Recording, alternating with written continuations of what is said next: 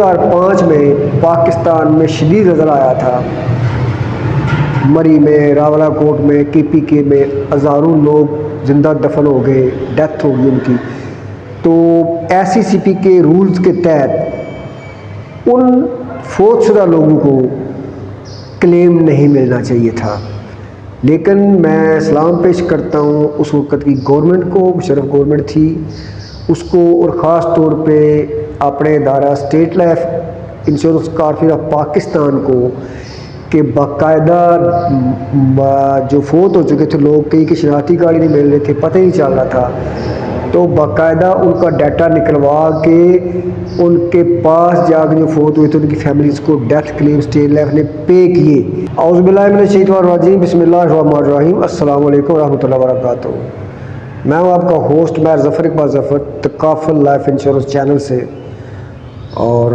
کافی دنوں بعد حاضری دی ہے، انشاءاللہ ہم اچھی ویڈیو آپ کے لیے لے کے آئے ہیں۔ اور آج بڑا ایک سوال میرے ساتھ زیادہ اسٹیٹ لائف کے یا انشورنس کمپنیز کے ورکر ہی کرتے ہیں،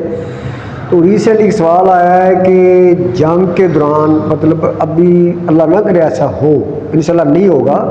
مودی دم دبا کے بھاگ گیا ہے، انہیں ڈرون ہماری طرف بھیج کے میں چیک کیا ہے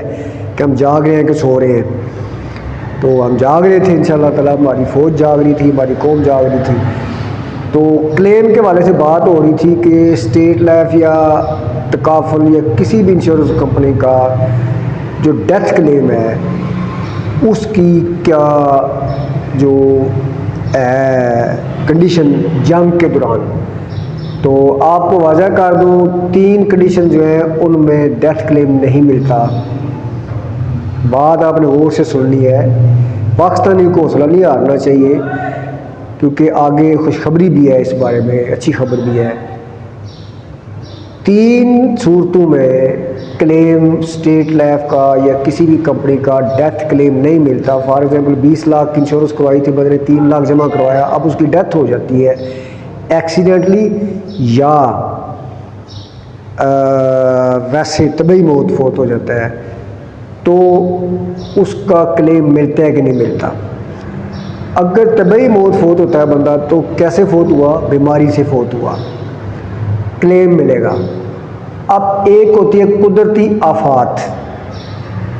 اس میں 3 چیزیں آتی ہیں جو قدرتی نہیں، پری پلان ہے، لیکن وہ اس میں بھی کلیم نہیں آتا۔ پہلی بات کہ اگر کوئی مرض پھیلا، جیسے کووڈ پھیلا تھا،